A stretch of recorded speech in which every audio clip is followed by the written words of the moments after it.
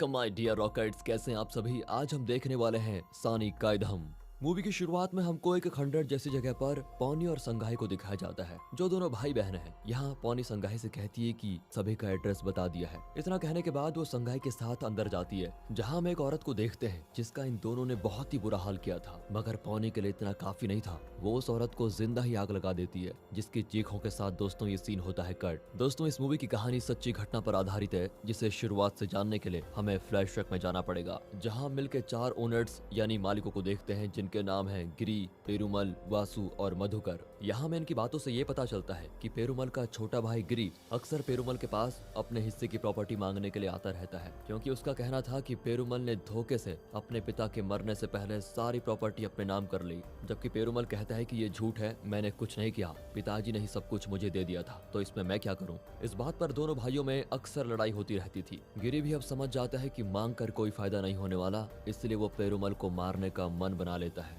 बस उसे इंतजार होता है एक बेहतरीन मौके का। इसी बीच मिल के अंदर हम मारी नाम के आदमी को काम करते हुए देखते हैं, जो छोटी जाति और गरीब लोगों की तरफ से इलेक्शन में खड़ा होने वाला था। लेकिन इलेक्शन में मधुकर का दोस्त अनबू भी खड़ा हो रहा था, और वो इसके लिए मारी को फटकार लगाते हुए कहता है कि तुम अब हमारे बराबर खड़े रहोगे क्या, तुम्हारी औकात क्या है। इसके साथ ही वो मारी को टॉयलेट भी साफ करने के लिए कह देता है, जिस कारण दोनों के बीच बात बढ़ते हुए हाथापाई तक पहुंच जाती है। अब शोर सुनकर वहां पर मधुकर पहुंचता है और गुस्से में मारी को ही काम से निकाल देता है। वहीं दूसरी तरफ हम मारी और पौनी की बेटी दानाम को देखते हैं। दरअसल पौनी एक पुलिस कांस्टेबल थी, तो अक्सर इस जगह पर दानाम उसका इंतजार करती थी, जहाँ दानाम से मिलने के लिए उसका मामा संगाई भी आता था। लेकिन पौनी पता नहीं क्यों संगाई से बात तक नहीं करती थी। अब जब पौनी आती है तो वो अपनी बेटी दानाम को घर लेकर जाने लगती है, जिससे पौनी पूछती है कि माँ, आखिर आप मामा से बात क्यों नहीं करती, जिसका पौनी कोई जवाब नहीं देती। फिर जब दोनों घर आते हैं तो पौनी देखती है कि आज मारी काम से जल्दी घर लौट आया है, जिसके चेहरे पर चोट के निशान भी होते हैं। फिर वो पौनी के पूछने पर बता देता है कि आज क्या क्या हुआ था। पौनी भी उससे कहती है कि आप दूसरे लोगों से पहले अपने परिवार के बारे में सोचो। अगर हम दोनों मिलकर नहीं कमाएंगे तो ना तो हम एक अच्छा घर बना पाएंगे और ना ही अपनी बेटी की शादी सही समय पर कर पाएंगे। इसलिए आप ये इलेक्शन वगैरह का झमेला छोड़कर साहब लोगों से माफी मांग लो, ताकि वो आपको दोबारा से नौकरी पर रख ले। मारी अपनी पत्नी की बात मानकर दूसरे दिन मधुकर और बाकी सभी से माफी मांगने जाता है, जिस दौरान मधुकर उससे कहता है कि तुम अपनी वर्दी वाली बीवी को हमारे पास एक रात के लिए भेज दो, तो तुम्हें हम नौकरी पर वापस रख लेंगे। बस ये सुनते मारी का खून खौल जाता है। वो मधुकर के मुंह पर पहले तो थूक देता है, और फिर बात बिगड़ने पर मारी का एक दोस्त उसको वहां से तुरंत लेके जाता है। लेकिन अब मधुकर ये चीज दिल पर ले लेता है। उससे बर्दाश्त नहीं होता कि मारी जैसा गरीब और नीच जात का आदमी उससे इस तरह व्यवहार करके चला गया है, इसलिए अब वो मारी से इसका बदला लेने का एक प्लान बनाता है। इसी बीच हम दानम और संगाई को देखते हैं, जो रोज की तरह पौनी का इंतजार कर रहे होते हैं। अब दानम संगाई को अपने दोस्त सुदुलाई से मिलवाती है, जो कि असल में पेरुमल का बेटा है, और साथ ही वो देख नहीं सकता है। तभी वहाँ पर पेरुमल भी आ जाता है। वो सुदुलाई को अपने साथ लेकर चला जाता है। अब काफी देर होने के बाद भी जब पौनी नहीं आती तो संगाई को उसकी चिंता होने लगती है कि कहाँ गई। ये देखकर दाना मुझसे कहती है कि मामा चिंता ना करो, कभी कभी माँ को आने में देरी हो जाती है। इधर अंधेरा होने के बाद जब पौनी अपने घर की तरफ जा रही होती है तो उसको वहाँ पर ऑफिसर देवा मिलता है। वो पौनी से कहता है कि एक जगह कुछ मैटर हो गया है, चलो उसको निपटा ले, फिर तुम घर चली जाना। अब क्योंकि ये उसकी ड्यूटी का हिस्सा था तो पौनी मना नहीं कर पाती और उसके साथ चली जाती है। इधर अंधेरा हो गया था तो संगाई दाराम को छोड़ने के लिए उसके घर जाता है, जहाँ वो देखता है कि मारी नशे में धुत पड़ा हुआ है। संगाई दाराम से कहता है कि तुम खा पी कर सो जाओ, मैं तुम्हारी माँ के आने तक बाहर ही रुकूंगा, तुम चिंता मत करो। वहीं उधर देवा पौनी को एक सुनसान जगह पर लेकर आता है, जहाँ गिरी, अब्दू, मधुकर, पेरुमल और वासु मौजूद होते हैं। दरअसल देवा इन सभी से मिला हुआ था और उसने इनसे ये भी कहा था कि तुम इससे बस जान से मत मारना, नहीं तो प्रॉब्लम हो जाएगी, क्योंकि ये पुलिस विभाग में काम करती है। ये सुनते ही अनबू बाहर जाकर पौनी को पहले पूरी तरह मारता है, जिससे वो बेचारी अधमरी हो जाती है। फिर वो सभी बारी बारी से पौनी के साथ गलत काम करने लगते हैं। फिर जब इतने से भी उनका मन नहीं भरता तो वो सभी मारी का घर जलाने के लिए निकल जाते हैं। यहाँ बेचारी पौनी को इस हालत में देखकर वहाँ पास में खेल रहे बच्चे उसे गंदी तरह से छूते भी हैं, जिसमें सुदुलाई भी शामिल होता है। लेकिन बेहोश होने से पहले पौनी उसका चेहरा देख लेती है। अब इन बच्चों को पौनी के पास देखकर देवा उन्हें वहाँ से भगाता है, और फिर पौनी को बेहोश देखकर बाकी सभी की तरह वो भी उसके साथ दुष्कर्म करता है। अब यहाँ मारी के घर के बाहर संगाई को देखकर वासु उसके सर पर मारकर उसे बेहोश कर देता है। अब अनबू ये भी देखता है कि घर के अंदर दानम और मारी दोनों ही मौजूद हैं। फिर भी वो घर को आग के हवाले कर देता है, जिसके साथ ही वो लोग निकल जाते हैं। और जब तक संगाई को होश आता तब तक वो पूरा घर आग में घिरा हुआ होता है। जिसके अंदर से दानम और मारी की चीखें सुनाई दे रही होती हैं। संगाई चाह कर भी उनको बचा नहीं पाता।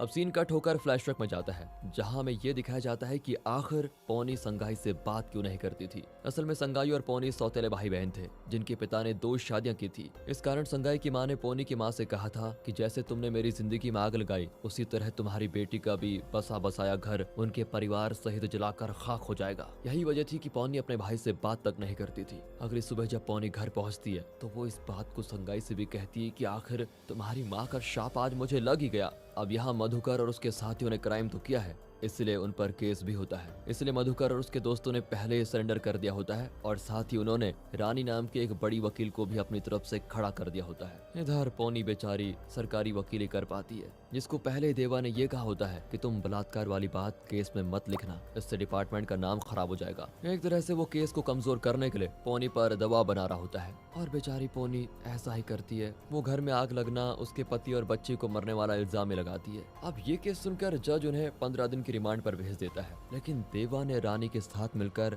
उन्हें पीछे के रास्ते से भगाने का प्लान बनाया था। वो सभी पीछे के रास्ते से दीवार से कूदकर भाग खड़े होते हैं। इसके बारे में जैसे ही पौनी को पता चलता है तो वो समझ जाती है कि इसमें भी देवा का ही हाथ है। इधर इन सभी के अलग अलग छिपने और रहने का इंतजाम पहले से गिरी ने किया होता है, जिसके बारे में रानी को पता था। बेचारी पौनी अपने भाई संगाई के पास आकर उससे सब कुछ बताती है और पूछती है कि आखिर तुम अपना गाँव और घर छोड़कर यहाँ क्यों रह रहे हो। संगाई उससे बताता है कि जानती हो, जैसा तुम्हारे साथ हुआ उसी तरह का कुछ मेरे साथ भी घटा था। मेरे बेटे ने एक जमींदार के पेड़ से आम तोड़ लिया था, इसलिए उसने मेरे बेटे को पकड़कर उसे बहुत मारा और जब मेरी पत्नी उसे रोकने गई तो उसे और मेरे बेटे को ही उसने मौत के घाट उतार दिया। मैंने इस बात का उससे बदला लेना चाहा, उसके लिए हथियार भी खरीद लिए थे, लेकिन फिर मैंने तुम्हारी बेटी दानम को देखा और उसके लिए जीने लगा, मगर वो भी आज मुझसे दूर हो गई। अब ये सुनकर पौनी संगाई से कहती है, क्या तुम दानम और मारी की मौत का बदला लेने में मेरी मदद नहीं करोगे? संगाई तुरंत तैयार हो जाता है। उस दिन के बाद संगाई पौनी को एक खंडर में लेकर जाता है,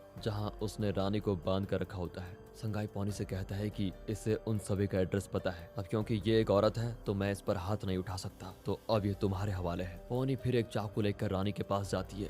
पहले तो वो चाकू से रानी के कंधे पर फिर उसके पेट पर वार करती है, जिस कारण रानी उन सभी का एड्रेस पौनी को दे देती है। जिसके बाद पौनी उस पर कोई दया नहीं दिखाती और रानी को जिंदा ही जला देती है। और दोस्तों, यही सीन हमने शुरुआत में देखा था। इनका अगला टारगेट अनबू है, जो कि एक पुराने स्कूल में रुका हुआ था, जिसकी देखभाल करने के लिए गिरी ने एक लड़के को रखा होता है। अनबू उस लड़के से कहता है कि तुम अपनी छोटी बहन को लेकर यहाँ आओ। वो पूरी तरह से नशे में धुत था, जिससे ठीक चला भी नहीं जा रहा होता है। तभी वहाँ पर पौनी और संगाई आ जाते हैं, जिनसे अनबू पहले तो भागने की कोशिश करता है, पर नशे में होने की वजह से वो गिर पड़ता है। फिर उसको उठाकर दोनों वापस स्कूल लेकर बांध देते हैं। पौनी तो अनबू को कई बार चाकू से मारती है। इसी बीच वो लड़का संगाई से बताता है कि ये मेरी बहन से पता नहीं क्यों मिलना चाहता था, जो कि सिर्फ 6 साल की है। यहाँ संगाई उस लड़के को बाहर ले जाकर बताता है, असल में अनबू तुम्हारी बहन के साथ वो करना चाहता था। जिस बात को सुनकर वो लड़का संगाई और पौनी को एसिड ला कर देता है। पौनी फिर उस एसिड को अनबू के मेन पार्ट में ही डाल देती है, जिससे अनबू की मौत तड़पते हुए होती है और देखने में काफी मजा भी आता है। उसे मारने के बाद संगाई और पौनी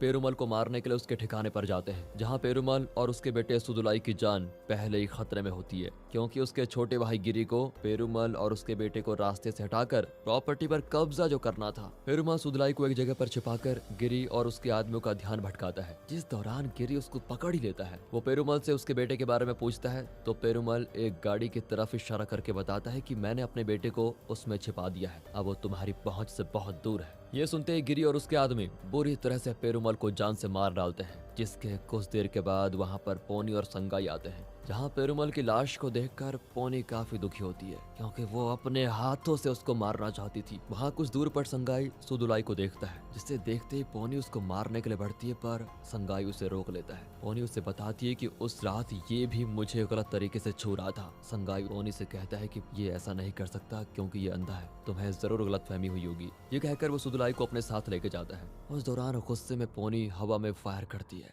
जिसकी आवाज को सुनकर गिरी और उसके आदमी वहां पर पहुंच जाते हैं। हैं और वो देखते हैं कि सुदुलाई पोनी और संगाई के साथ जा रहा है। अब वो उनका पीछा करते हैं तो रात के वक्त दिखाते हैं कि संगाई का दोस्त उसे वासु की लोकेशन भेजता है जो कि एक शिप में चढ़ा हुआ है। संगाई उस शिप में जाकर ही आग लगा देता है जिस कारण वासु को पानी में कूदना ही पड़ता है और फिर उसको भागता हुआ देखकर संगाई उसे गोली से मारकर घायल कर देता है और पोनी के हवाले कर देता है जो कि वासु को बहुत मारती है और फिर एसिड से उसको जलाकर राख कर देती है। इसी दौरान वहाँ पर इनका पीछा करते हुए गिरी के आदमी पहुंच जाते हैं जो कि शिप को जलता हुआ देखकर आधे लोगों को वासु को देखने के लिए भेजता है, जिन्हें जब वासु नहीं मिलता तो वो संगाई को मारने की कोशिश करते हैं जो कि सुजुलाई के साथ था। संगाई उन पर गोली चलाता है पर उसकी गोली खत्म हो जाती है। फिर संगाई के फंसे होने के बारे में जब उसके दोस्त से पोनी को पता चलता है तो वो वहाँ गाड़ी लेकर पहुंच जाती है जिसको देखकर संगाई और सुजुलाई उसमें बैठ जाते हैं। अब पोनी के पूछने पर जब संगाई उसे बताता है कि ये गिरी के आदमी है तो वो उसी गाड़ी से सभी को कुचल देती है। एक गुंडा किसी तरह से पोनी को मारने की कोशिश करता है तो पोनी उसका हाथ पकड़कर अपनी गन से उसे गोली मार देती है।